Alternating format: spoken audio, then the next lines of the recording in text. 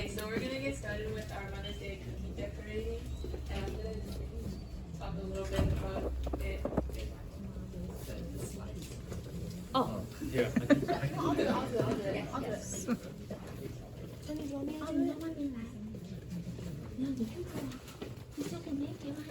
And so we're gonna be, well, not with the cookies, but there is an art form called music school, and it's the art of using dough to create little figurines like this, and it began in dynasty, which is more than 2,000 years ago. It's like, and so now this technique can be used in bonded modeling, which is what we have today, and bonded is just basically sugar. And sculptures like such as this that my mom made. Next slide. thank you, thank you. And this is the one that I made for a competition back in October in the professional level with all the adults. And I got first place.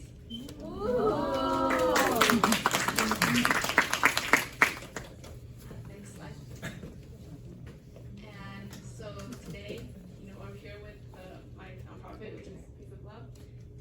And so we do classes for like little kids and seniors for, to make them happy. And then we also, me and Rachel, which is like one of my friends, we made a birthday cake for this kid named KK, and he has cancer, so we gave him like cake for free for his birthday.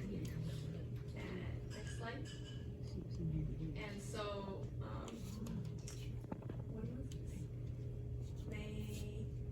when was this? May 12, May 12. May 12th, last Sunday, I didn't go, but like people, like our volunteers went to the Sushi Buddha Day and Mother's Day event in San Dimas, and we made these cookies, which are the cookies that you are going to be making today for your mothers.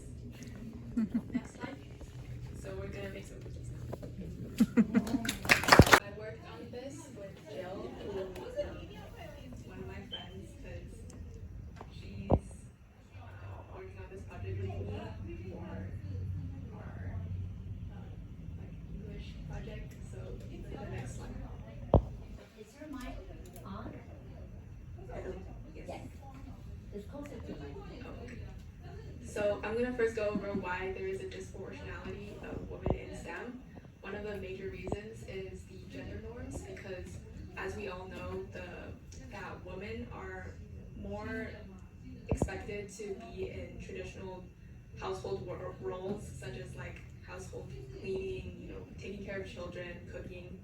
And so these gender norms kind of tend to keep women at home rather than in the workplace or in specifically STEM fields. And another one is stereotypes, that a lot of people think that women are less intelligent than men, despite that research does show that women tend to have higher grades, but people still believe that. And also another stereotype may be that men are better at certain subjects such as robotics or programming, engineering, and these are all fields that are more male dominated, and there's a lot less women in these fields. Another thing that keeps women from going into STEM is discrimination. There's a lot of bias in hiring and workplaces. There's studies that show that when women apply for the jobs, the same jobs that men apply for, they have a lower chance of being admitted despite even having the same qualifications. And another problem is representation. Because of these problems, there's a lot less women in STEM, and because there's a lot less women in STEM, it makes the people who are like young girls like us and like high school students, elementary students, middle school students, the girls that are growing up, they don't have the representation as men and boys do, because they don't grow up with the idea that they can excel in such fields in STEM. Next slide. And so here's a little bit of the history of women in STEM. In the 1700s, there actually were some women in STEM. 14% of German astronomers were actually women. But there's also a lot of scientists who would rather that there's less women in in STEM and that they would stay at home. So a physician named Edward Hammond Clark believed that as a woman's brain grew, that her ovaries shrunk, and because women are expected to basically be a tool for reproduction, he thought that women shouldn't go into academic fields because it would limit her ability to reproduce, which is not true. And in the 1920s, men would blame a woman's hormones for her incompetence, even though I think that women are pretty competent. And in the 1940s, this is actually a really interesting fact, and when I learned about it, I was shocked, and everyone else I told about it was really shocked about it, is that computer programming, the field, was almost exclusively in the 1940s. And if you guys watch the movies like Hidden Figures, there like a lot of women were in computer programming, but their value was more demoted, and they were regarded more as like typists, and they just like sat at a computer and did low-level work.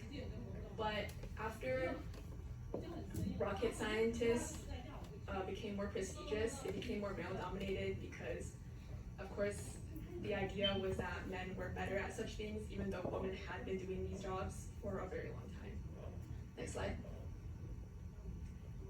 And so why does this matter? Because of the stereotypes and the bias against women, men tend to take credit for women's accomplishments and they don't get to be known. And one example is Rosalind Franklin.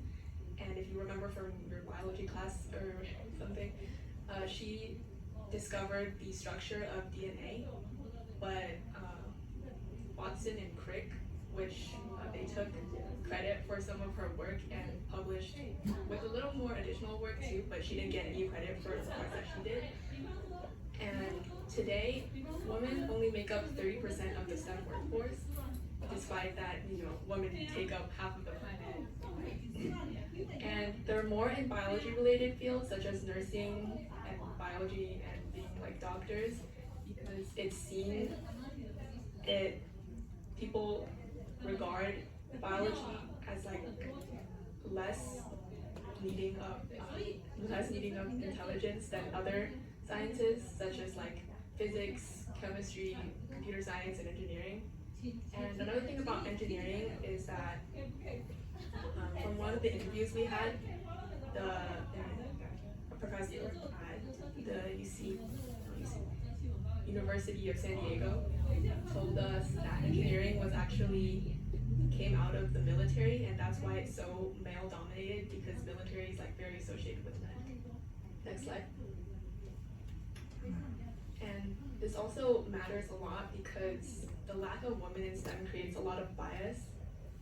One example is the Old Boys Club, and that's essentially the idea that men tend to get promoted more often than women because they have better connections in the workplace, and women are technically tend to be excluded even if they work just as hard.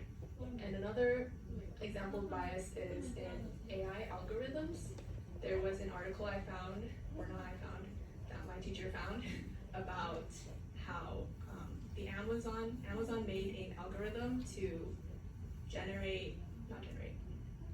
to read through job applications, and because it was based on the data from a lot of previous hiring practices, the algorithm preferred to hire men over women, and it would rate applications with the word woman in it as lower, such as like if they were in like a women's chess club, the word woman would make their application be rated as lower. Or like colleges that tend to be all women, they would also be rated lower. Another example of bias is the wage gap. In 2020, female scientists earned $15,000 less than male colleagues, and because wages are kind of a taboo topic in workplaces, this is also like, as if you're a person working in a certain workplace where there's a wage gap, there is a very big possibility that you wouldn't even know about it. And another thing is medical research. one study showed that like women are a lot less likely to be included in medical studies because the fluctuation in their hormones and their menstrual cycle makes it difficult. And instead of like accommodating these differences, they just choose to study on men instead because it's easier and they have like less fluctuations in hormones. And so because of that, a lot of the medical research is focused mainly on men and don't apply to women. And one example of this is sleep, because usually we're recommended like 8 hours of sleep, but women should typically be getting more sleep than that. And I think that's why, and especially when you're menstruating, it should be even more sleep because you should be recovering from that. And also, like medical dosages, they're usually for like adult men instead of like a variety of people. And another example of bias is in test dummies, is that the test dummies that they use to test like car crashes and like vehicle crashes, they're based off of like male anatomy. So when women are like put in similar situations of accidents, they're 47% more likely to be injured in a car crash. Next slide. And so these are some examples of women that are in STEM historically. Ada Lovelace was a member of the nobility, and she's considered the world's first computer programmer. And there's Rosalind Franklin that I talked about earlier, who discovered the structure of DNA. Katherine Johnson, as may know from Hidden Figures, and she calculated a path using math to orbit the Earth and successfully help NASA land on the moon. And then Margaret Hamilton, who also worked for NASA, she worked on the Apollo 11 project, and she coined the term software engineering. And so some of the work I've done with my partner is that we've interviewed a lot of alumni from our school, and most of them are engineers. Well, all of them are engineers, software engineers. That's a engineer. One of them works at NASA, and that's the professor I was mentioning. And when they were giving advice for like girls going into STEM, a lot of the things they said was to like build a good support structure, like friends, teachers, mentors, and also that just like don't be afraid of like asking stupid questions, and don't be afraid about going into STEM, because even though it's hard for everyone. And I think at least in my opinion, I think it's just that men tend to not admit that it's hard. So that's why it appears that like women are having a lot of trouble with this and they're not. Next slide. And so ways that you can help are obviously spreading awareness, and that's why I'm here, because I want to talk about it and let everyone know that there still is a disproportionality of women in STEM, despite that there has been improvement. And you can also help by encouraging young girls. So if you guys have any like younger relatives, cousins, little sisters, whatever, you can also tell them to like encourage them and tell them that they're good at STEM, because there was this one article that we found was that children start learning gender stereotypes from the age of 6, which is like really young. They can like this tall, and even from that age, they have the idea that boys are better at subjects like programming, robotics, the ones I said earlier, with more representation in male-dominated fields. And because of this, from a young age, they're just not interested in STEM, and it's not like innately they just don't like it. It's like, obviously, as humans, we're very involved with our society and the people around us. So when stereotypes exist in society, the children also have stereotypes, and they just never get the idea that they can be in STEM.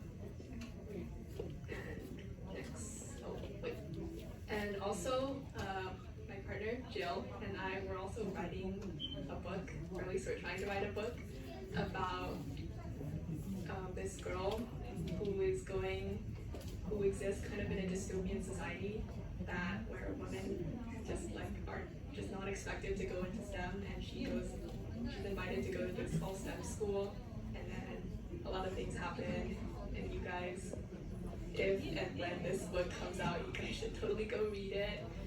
And one reason that we're writing this book is also just to encourage young girls because there's, like I said, there's not a lot of representation. So with that book, if they can see themselves as the main character, as themselves going through these like journeys of STEM, they can like see themselves in the future as women in STEM.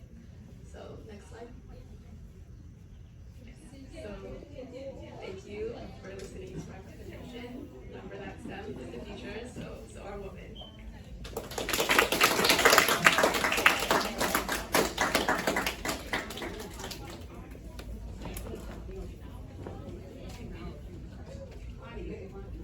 A lot of things, like she makes really good food, and whenever I go to school, all my friends eat my food and they're like, wow, this is so good. And then also she's really good at making cake, like the one you saw earlier, and she's really artistic, and that's like kind of where I get it, so I like thank her for that. And also she's really nice to me. Like all mothers kind of should be, but you know, like like someone said earlier, like she brings me fruits and she brings me a lot of food. She makes me cake a lot. Like in the middle of the night, I'll be like, I want to eat cake, and then she'll get up and then she'll make me cake. Wow. Midnight cake. Yeah. And it tastes really good. And you guys should also go eat some of our cake if you guys want, because it's really good. And it looks really nice too. All right. Thank you. Thank you. I'm so sorry. Neil, you know, would you like to ask people to give her their feedback before we ask her to present it? Because I kind of forgot to ask you to remember the form that you want people to submit. Do you want to go over that